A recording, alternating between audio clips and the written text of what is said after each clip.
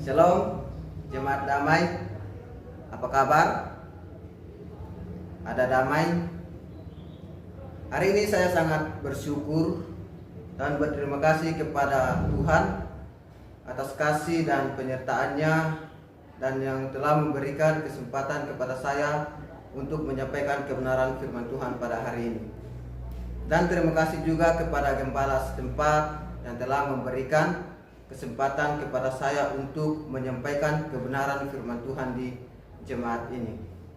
Ini adalah pertama kali saya menyampaikan kebenaran firman Tuhan di jemaat damai, dan saya senang bertemu dengan jemaat damai walaupun walaupun tidak secara langsung, tapi saya sangat senang dan sangat bersyukur diberi kesempatan untuk menjelaskan kebenaran firman Tuhan. Baik, Bapak Ibu jemaat yang saya kasih dalam Yesus Kristus, sebelum kita membaca dan merenungkan kebenaran firman Tuhan, saya akan memperkenalkan diri saya terlebih dahulu. Perkenalkan, nama saya Rizwan, saya angkatan 2018, jurusan teologi, dan saya berasal dari Sulawesi Barat, bagian Mamasa. Itu adalah perkenalan singkat dari saya. Hari ini kita akan belajar dari kebenaran firman Tuhan. Namun sebelumnya mari kita berdoa. Bapa, terima kasih buat kasih-Mu yang Engkau berikan kepada kami. Hari ini kami akan belajar bersama-sama dari kebenaran firman-Mu. Kau memberkati hamba-Mu yang akan menyampaikan dan jemaat-Mu yang hadir, yang Kau memberkati mereka. Dalam nama Yesus kami sudah berdoa, haleluya, amin. Sesuai dengan teks yang diberikan kepada saya, hari ini kita akan belajar dari Lukas 5 ayat 1 sampai 11. Lukas 5 ayat 1 sampai 11, saya akan membacakannya bagi kita semua. Jemaat Tuhan bisa mengikuti di kitab masing-masing. Lembaga Alkitab memberikan judul Penjala Ikan Menjadi Penjala Manusia. Pada suatu kali, Yesus berdiri di pantai Danau Genesaret. Sedang orang banyak mengerumuni Dia hendak mendengarkan firman Allah. Ia melihat dua perahu di tepi pantai. Nelayan-nelayannya telah turun dan sedang membasuh jalannya. Ia naik ke dalam salah satu perahu itu, yaitu perahu Simon, dan menyuruh dia supaya menolakkan perahunya sedikit jauh dari pantai. Lalu ia duduk dan mengajar orang banyak dari atas perahu. Ayat 4. Setelah selesai berbicara, ia berkata kepada Simon, "Bertolaklah ke tempat yang dalam dan tebarkanlah jalamu untuk menangkap ikan." Simon menjawab, "Guru, telah sepanjang malam kami bekerja keras dan kami tidak menangkap apa-apa. Tetapi karena Engkau yang menyuruhnya, aku akan menebarkan jala juga." Dan setelah mereka melakukannya, mereka menangkap sejumlah besar ikan, sehingga jala mereka mulai koyak. Lalu mereka memberi isyarat kepada teman-temannya di perahu yang lain, supaya mereka datang membantunya. Dan mereka itu datang. Lalu mereka bersama-sama mengisi kedua perahu itu dengan ikan hingga hampir tenggelam. Ketika Simon Petrus melihat hal itu, ia pun tersungkur di depan Yesus dan berkata, "Tuhan, pergilah daripadaku, aku ini seorang berdosa." Sebab ia dan semua orang yang bersama-sama dengan dia takjub oleh karena banyaknya ikan yang mereka tangkap. Demikian juga Yakobus dan Yohanes, anak-anak Zebedeus, yang menjadi teman Simon. Kata Yesus kepada Simon, "Jangan takut. Mulai dari sekarang engkau akan menjala manusia." Dan sesudah mereka menghela perahu-perahunya ke darat, mereka pun meninggalkan segala sesuatu lalu mengikut Yesus. Amin. Kebenaran firman Tuhan. Hari ini kita akan belajar bersama-sama di bawah satu tema, yaitu bertolak ke tempat yang dalam. Tema kita hari ini yaitu bertolak ke tempat yang dalam. Bapak Ibu jemaat yang saya kasih dalam Yesus Kristus, di tempat saya ada gunung yang sangat tinggi, dan Konon gunung itu merupakan, ya bisa dikatakan bahwa gunung itu merupakan gunung yang angker, karena sejak masa SMP kami ingin sekali, saya dan teman-teman ingin pergi ke gunung itu, karena gunung itu sangat tinggi, dan kalau pasti di atas puncaknya pasti kita melihat pemandangan yang luar biasa. Saya dan teman saya bersepakat untuk pergi ke gunung itu. Setelah saya sampaikan kepada orang tua saya bahwa saya dan bersama dengan teman-teman akan pergi ke gunung yang mereka sebut adalah gunung yang termasuk angker, langsung mereka bilang sama saya, "Oh, tidak, aku tidak mengizinkan engkau akan pergi ke sana. Kalau engkau pergi ke sana, itu bahaya." Mengapa? Karena katanya sudah banyak orang yang pergi ke sana, namun mereka tersesat dan akhirnya tidak pulang kembali. Dan mereka katakan bahwa di sana ada begitu banyak binatang buas, sehingga ketika kalian ke sana, kalian tidak akan kembali lagi ke sini. Jadi mereka tidak mau kalau saya bersama dengan teman-teman saya pergi. Tapi kami sangat penasaran apakah semua yang dikatakan itu benar atau tidak. Jadi kami sepakat jadi saya dan teman saya sepakat untuk mendiskusikan hal itu. Lalu kami mencari petunjuk dari orang lain, dan mereka bilang, "Oh, kalau mau pergi saja, itu tidak apa-apa." Kami minta petunjuk dari mereka. Lalu suatu hari waktu kelas 3 SMP, setelah kami ujian, kami sepakat untuk pergi ke gunung itu. Kami pergi mulai dari pagi sampai di atas mungkin sekitar siang jam 2. Wow, perjalanan yang begitu jauh dan perjalanan yang begitu menantang, saudara. Di dalam perjalanan untuk sampai ke sana kami harus berkorban tenaga, dan itu gunung yang sangat tinggi, jadi kami harus mendaki, membawa barang-barang kami, dan selama 3 hari kami berada di atas gunung itu. Tapi semua yang dikatakan oleh orang tua kami, oleh orang-orang tua yang ada di kampung itu tidak terjadi sama kami. Itu tidak terjadi. Di sana ada banyak binatang buas. Kalau kalian ke sana, kalian akan tersesat. Dan gunung itu tidak ada yang pernah naik ke sana. Itu pertama kali kami yang naik ke atas situ. Nah, saudara-saudara, setelah kami di atas, wow, pemandangan yang begitu indah. Kami bisa menikmati pemandangan, angin-angin, wow, sangat segar di atas. Akhirnya keraguan-keraguan yang ada di dalam hati kami semenjak kami dalam perjalanan, kami ragu apakah yang dikatakan oleh orang tua kami atau orang-orang yang di kampung kami itu benar. Kami merasa takut. Kalau kita tidak pulang, bagaimana? Tapi setelah di atas gunung itu, semuanya hilang begitu saja. Nah, saudara-saudara, dari teks ini kita melihat bahwa peristiwa ini terjadi di pantai Genesaret, ketika orang-orang banyak berdesak-desakan datang kepada Yesus mendengar firman mengenai kabar baik. Saudara-saudara, kalau kita perhatikan di dalam bahasa aslinya, di situ orang banyak di dalam ayat 1 diterjemahkan bahwa massa berdesak-desakan. Kalau di Elijah mengatakan bahwa orang banyak mengerumuni dia. Tapi kalau dalam bahasa aslinya, massa berdesak-desakan datang kepada Yesus hendak mendengarkan firman Allah. Di ayat yang kedua, lalu Yesus melihat di pantai itu ada 2 perahu. Salah satunya adalah perahu Simon. Lalu tapi nelayan-nelayannya ini sedang membersihkan jalan. Nah, saudara-saudara, kata membasuh di sini kalau kita lihat di dalam beberapa terjemahan itu dia membersihkan atau mencuci. Saya lebih suka terjemahan mencuci atau membersihkan. Itu lebih mudah kita pahami. Dia melihat 2 perahu di tepi pantai itu. sedang nelayan-nelayannya sedang membersihkan atau mencuci jalannya.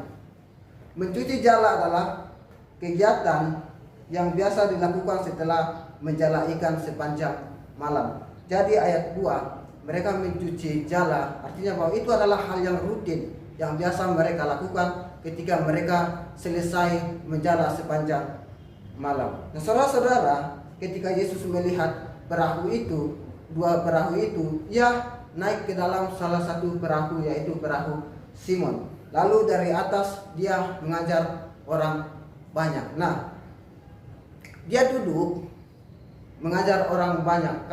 Duduk pada saat itu artinya bahwa ada sesuatu yang penting yang ingin disampaikan oleh dari seseorang tersebut. Lalu setelah Yesus selesai mengajar, dia menyuruh Petrus untuk bertolak ke tempat yang lebih dalam. Nah, saudara-saudara, apa sih yang Yesus tuntut dari Petrus supaya bisa bertolak ke tempat yang dalam? Dan ini juga bisa menjadi prinsip bagi kita supaya kita bisa bertolak ke tempat yang dalam. Ada dua hal yang perlu kita lakukan supaya kita bisa bertolak ke tempat yang dalam. Pertama yaitu kita perlu taat atau ketaatan. Kita bisa lihat di ayat 4 dan ayat sampai ayat yang ke-7. Di situ setelah Yesus mengajar di pantai itu, setelah Yesus mengajar dari atas perahu milik Simon, ia menyuruh Simon untuk bertolak ke tempat yang lebih dalam lagi.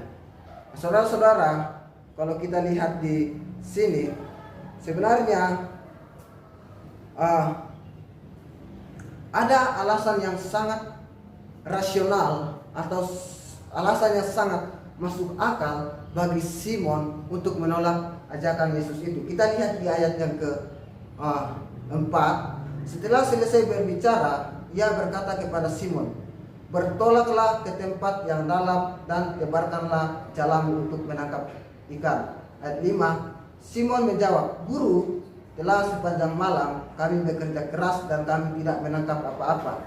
Tetapi karena engkau menyuruhnya, aku akan menebarkan jala juga." Jadi, hal pertama yang harus kita lakukan supaya bisa bertolak ke tempat yang lebih dalam, yaitu kita harus taat atau kita perlu yang namanya ketaatan. Saudara-saudara, Petrus adalah seorang nelayan. Tentunya sebagai seorang nelayan, dia lebih tahu waktu yang terbaik kapan bisa menangkap ikan atau kapan waktunya ikan-ikan itu naik. Namun ada beberapa hal yang menarik yang perlu kita ketahui. Yang pertama adalah peristiwa ini terjadi di siang hari. Itu yang perlu kita ketahui pertama. Peristiwa ini terjadi di siang hari. Siang hari tentunya bukanlah waktu yang tepat untuk menangkap ikan. Mengapa? Karena ikan naik ke permukaan air pada malam hari. Sedangkan pada siang hari, ikan itu akan turun ke tempat yang lebih sejuk. Jadi kalau pada siang hari itu ikannya tidak naik, tapi dia lebih ke tempat yang lebih dalam. Dan yang kedua, pada siang hari suhu air laut dingin, sedangkan pada malam hari suhu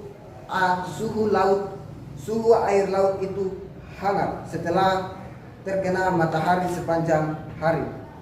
Ketika suhu air hangat pada malam hari, plankton yang merupakan makanan ikan naik, dan ikan juga akan naik ke permukaan untuk memakan plankton itu sehingga memudahkan untuk ditangkap. Nah, yang kedua, fakta yang kedua adalah tempat yang dalam bukanlah tempat yang tepat untuk menangkap ikan. Mengapa? Kecuali kalau mereka mempunyai jala yang besar, lalu bisa menangkap ikan di tempat yang lebih dalam lagi. Nah, kita melihat fakta yang ketiga. Yesus adalah anak tukang kayu yang secara logika dia lebih berpengalaman di bagian perkayuan, bukan di bagian penjala atau perikanan. Tidak masuk akal, mungkin bagi Petrus tidak akan masuk akal jikalau seorang tukang kayu menyuruh dia untuk bertolak ke tempat yang lebih dalam dan menebarkan jalannya. Petrus lebih tahu, sebenarnya secara logika Petrus lebih tahu, kapan akan ada ikan.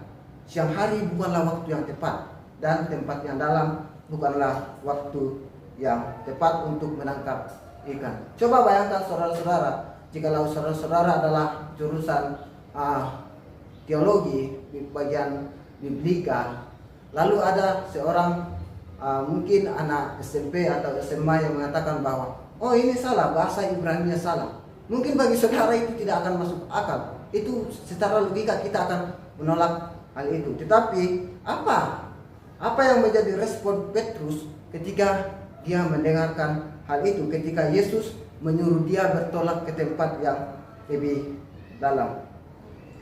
Walaupun Simon mempunyai alasan yang tepat untuk menolak hal tersebut, namun dia tidak menolaknya. Petrus tidak menolaknya. Apa yang dia lakukan? Mari kita lihat dalam ayat 5.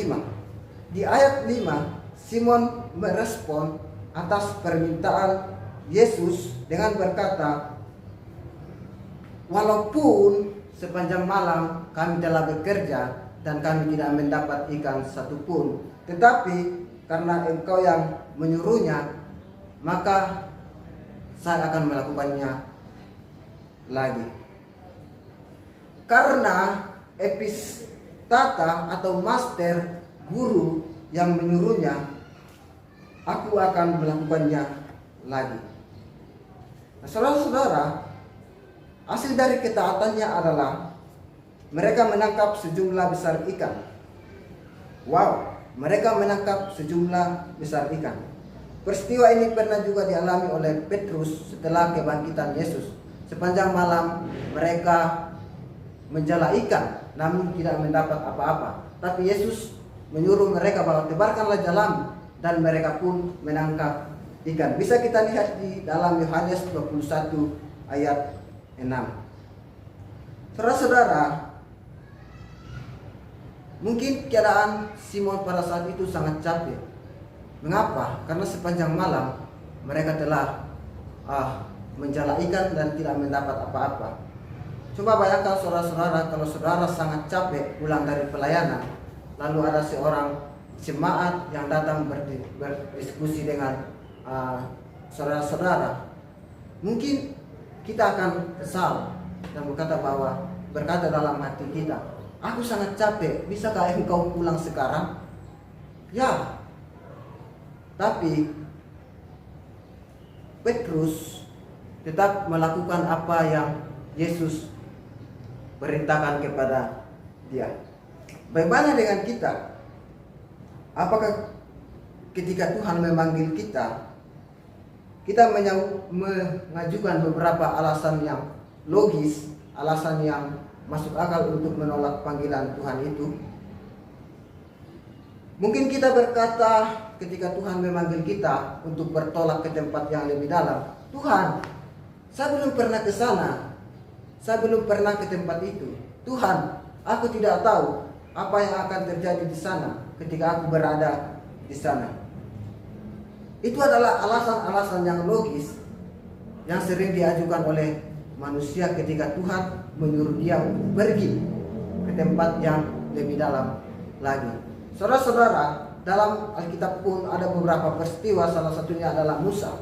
Ketika Tuhan menyuruh dia untuk pergi ke bangsa Israel, untuk pergi ke Mesir, untuk membawa bangsa Israel keluar dari tanah Mesir, dia berkata bahwa Tuhan, aku tidak pandai berbicara. Tapi Tuhan berkata bahwa tenang, aku akan selalu bersama dengan engkau. Saudara-saudaraku yang terkasih dalam Yesus Kristus, kita tidak berani bertolak ke tempat yang lebih dalam karena tempat itu belum kita ketahui. Tempat itu masih penuh dengan kemungkinan. Sedangkan tempat yang kita berada sekarang, zona nyaman kita, itu membuat kita nyaman. Itu kita sudah kuasai. Saudara-saudara, ketika Tuhan yang memanggil kita, apakah kita siap untuk pergi ke tempat yang lebih dalam? Atau apakah kita mengajukan pikiran-pikiran atau alasan-alasan yang masuk akal?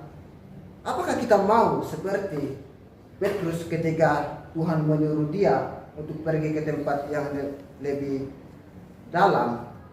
Kita mau seperti kata Petrus, karena itu adalah kehendakmu, maka aku akan pergi.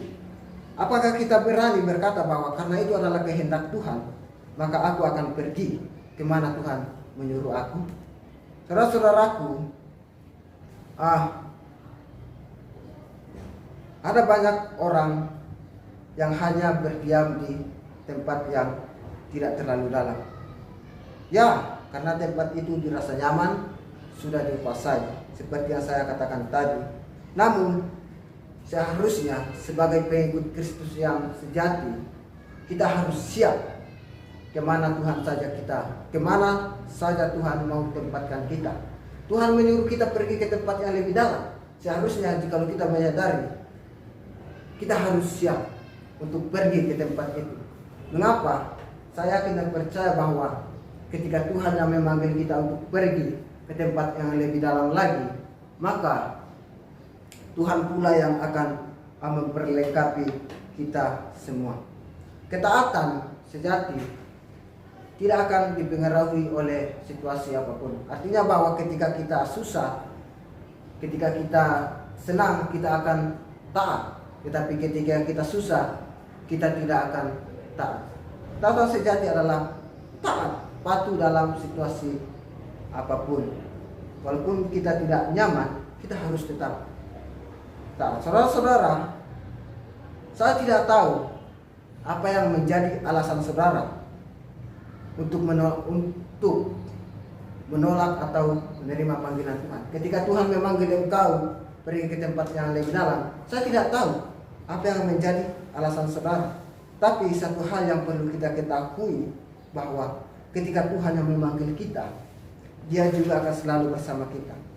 Apakah kita mau berkata ketika Tuhan menyuruh kita untuk bertolak ke tempat yang lebih dalam, aku akan melakukannya seperti yang engkau katakan? Siapkah saudara berkata seperti itu? Karena Tuhan yang menyuruhnya, aku akan pergi. Karena Tuhan yang menyuruhnya, aku akan melakukannya. Seperti yang dikatakan oleh Simon Petrus dalam ayat yang ke-5. Dan hasil dari ketaatan mereka adalah mereka mendapat sejumlah ikan besar, sehingga jalan mereka koyak atau robek. Dan setelah itu mereka memanggil teman-teman mereka yang lainnya yang ada di perahu lain untuk datang membantu dia. Mereka mengisi dua perahu itu dan perahu itu hampir tenggelam. Itu adalah hasil dari ketaatan Simon Petrus. Dia melihat keajaiban Tuhan di balik ketaatannya. Kita harus tahu bahwa di balik ketaatan kita, Tuhan sudah menyediakan apa yang kita perlukan. Kalau kita takut tentang mungkin tentang kehidupan, jangan takut saudara. Itu adalah hal yang sangat sepele. Itu adalah hal yang biasa. Tuhan sangat luar biasa. Tuhan sanggup melakukan apa saja. Apa yang mustahil bagi Tuhan? Yesus telah mengatasi kemustahilan murid-murid pada saat itu. Yakin dan percaya bahwa Tuhan juga akan mampu mengatasi kemustahilan yang timbul dalam pikiran kita ketika Tuhan yang memanggil kita. Yang kedua yang kita butuhkan sehingga kita bisa bertolak ke tempat yang lebih dalam adalah kerendahan hati. Ayat 8 sampai ayat yang ke-11. Jemaat Tuhan bisa melihat di kitab masing-masing. Hasil dari peristiwa itu adalah Petrus menyadari keberadaan dirinya. Ia adalah orang yang berdosa. Ketika Petrus melihat peristiwa di luar pikirannya, ia pun mendekat atau bersujud atau berlutut dan berkata bahwa Kurios, kita perhatikan tadi dalam ayat yang kelima, dia menggunakan kata epistata atau guru atau master. Master atau guru adalah hal yang sering dikaitkan dengan orang-orang yang memiliki jabatan yang tinggi atau orang khusus. Tapi dalam ayat ini dia mengubah kata master ke Lord atau Tuhan. Dia berkata bahwa Kurios, Lord, pergilah dariku. Aku ini orang yang berdosa, kata Petrus kepada Yesus. Kata Kurios menuju ke Tuhan. Kalau dalam perjanjian lama, YHWH. Bagi bangsa Yahudi, nama ini sangat kudus, sehingga tidak boleh disebut dengan sembarang. Jadi bagi bangsa Yahudi, nama YHWH adalah nama yang sangat kudus, sehingga tidak bisa disebut dengan sembarangan. Namun dalam teks ini kita melihat bahwa Petrus memanggil dia dengan nama Kurios. Dia menyadari bahwa yang bersama dia bukanlah orang yang biasa. Dia menyadari bahwa yang bersama dia adalah orang yang kudus. Dia memiliki hubungan pribadi dengan Bapa. Sehingga Petrus menyadari bahwa ketika saya melakukan kontak dengan orang yang kudus, itu tidak akan masuk akal.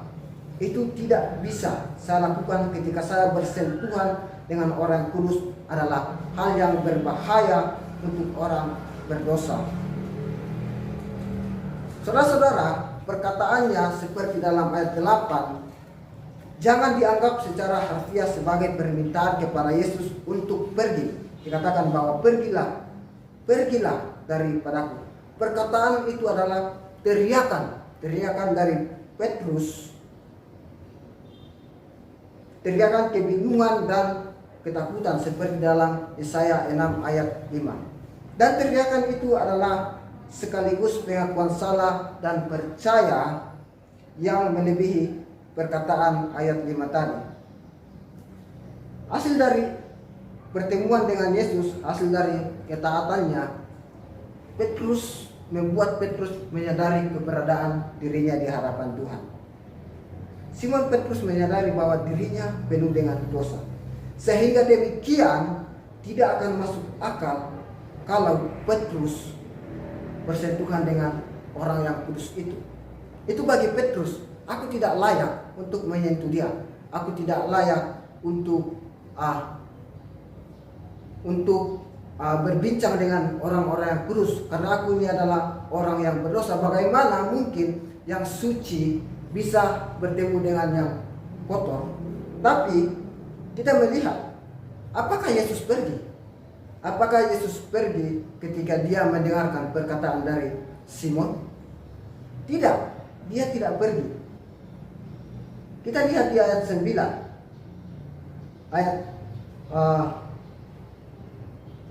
Ayat 10 dikatakan bahwa demikian juga Yakobus dan Yohanes, anak-anak Zebedeus yang menjadi teman Simon. Kata Yesus kepada Simon, jangan takut, mulai dari sekarang engkau akan menjala manusia. Sebenarnya Yesus bisa mengusir orang-orang yang hamartolos atau orang-orang yang berdosa itu. Dia bisa mengusir karena dia adalah orang yang kudus, karena dia adalah orang yang suci. Dia bisa mengusir mereka, pergi karena kalian adalah orang-orang yang berdosa. Tetapi ia tidak melakukan hal itu. Bahkan ia melakukan hal yang lebih. Yesus tidak hanya mau pergi dari mereka, tetapi dia juga mengubah status mereka. Artinya bahwa dia mengubah pekerjaan mereka dari penjala manusia menjadi penjala ikan.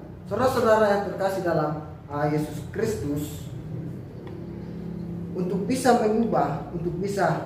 diubah dari situ, itu harus ada kerendahan hati.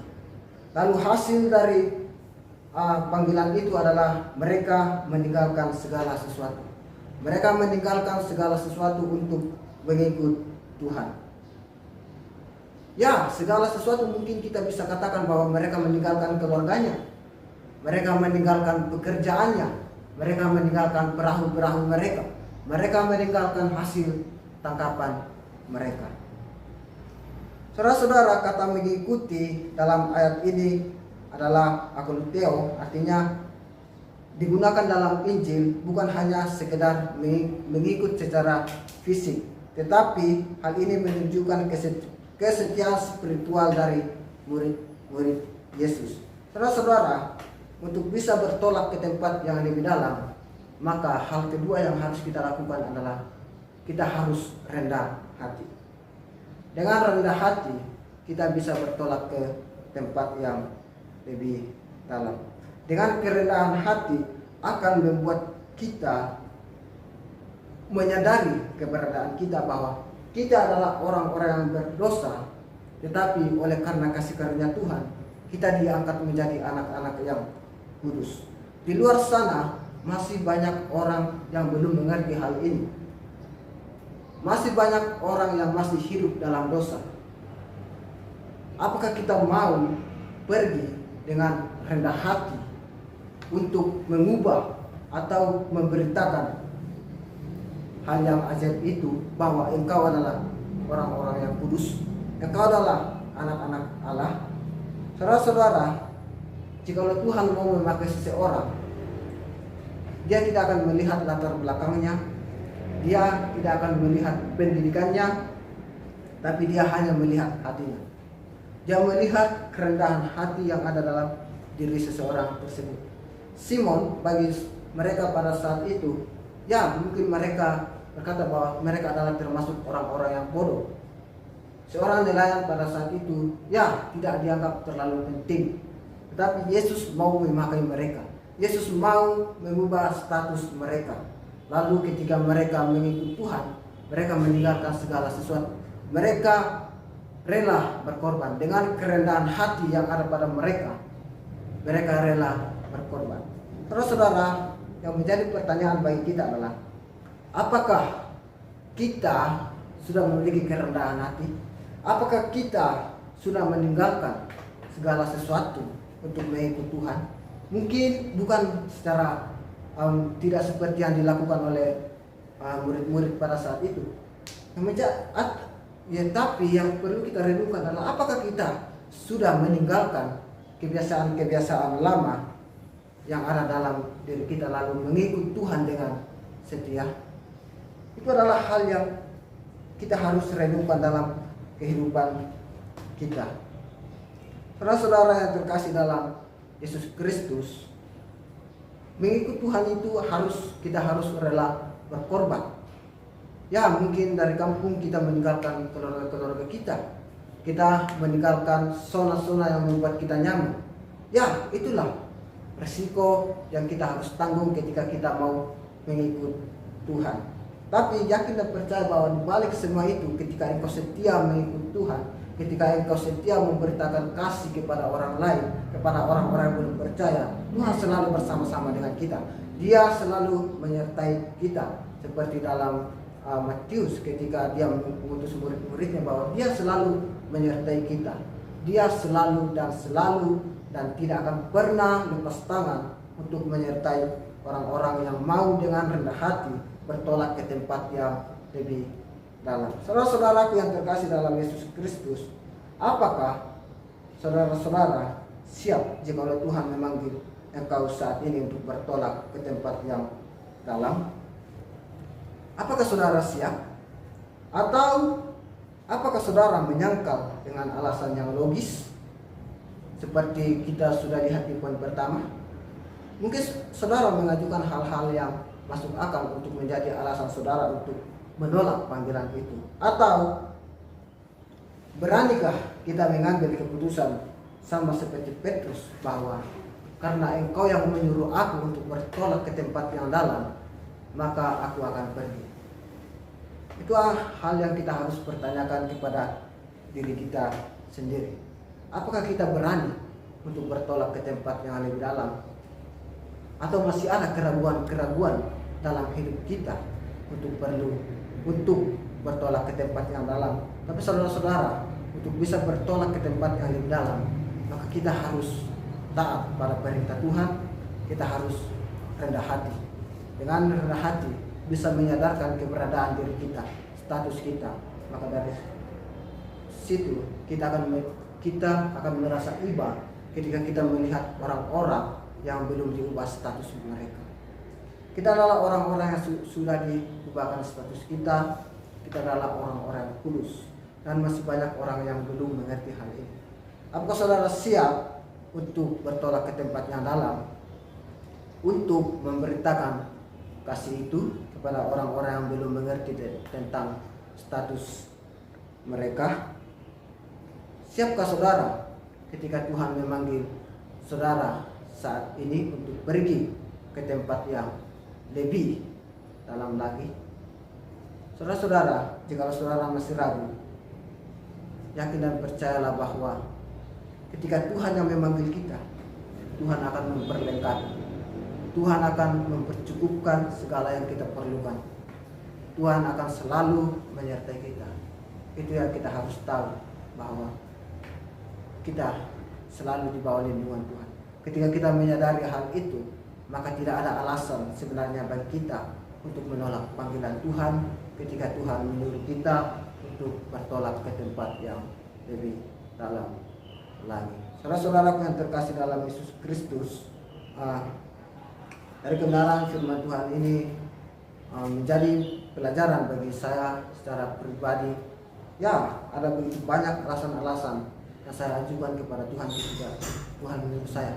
Tapi saya tahu bahwa ketika Tuhan yang memanggil saya, maka Tuhan akan mempercukupkan segala kebutuhan saya. Siapkah saudara untuk pergi ke tempat yang lebih dalam? Mari kita berdoa. Bapa, kami sangat bersyukur atas kebenaran firman Tuhan pada hari ini. Engkau sangat baik bagi kehidupan kami. Tuhan, kebenaran firman-Mu pada hari ini mengajarkan kepada kami untuk bertolak ke tempat yang lebih dalam. Ada begitu banyak hal yang membuat kami ragu untuk bertolak ke tempat yang lebih dalam lagi. Tapi kami yakin dan percaya bahwa ketika Tuhan menyuruh kami bertolak, Tuhan pula yang akan memperlengkapi kami. Tuhan akan selalu melindungi kami. Tuhan, kami mau ketika kami disuruh untuk bertolak ke tempat yang lebih dalam, kami mau seperti Petrus yang mengambil keputusan bahwa karena Engkau yang menyuruh aku akan pergi. Aku memberkati kami semua sehingga kami siap untuk pergi untuk memberitakan kasih kepada orang-orang yang belum percaya kepada Engkau. Demi nama Yesus kami sudah berdoa, haleluya, amin. Amin. Kebenaran firman Tuhan. Shalom dan selamat pagi. Tuhan Yesus memberkati kita semua.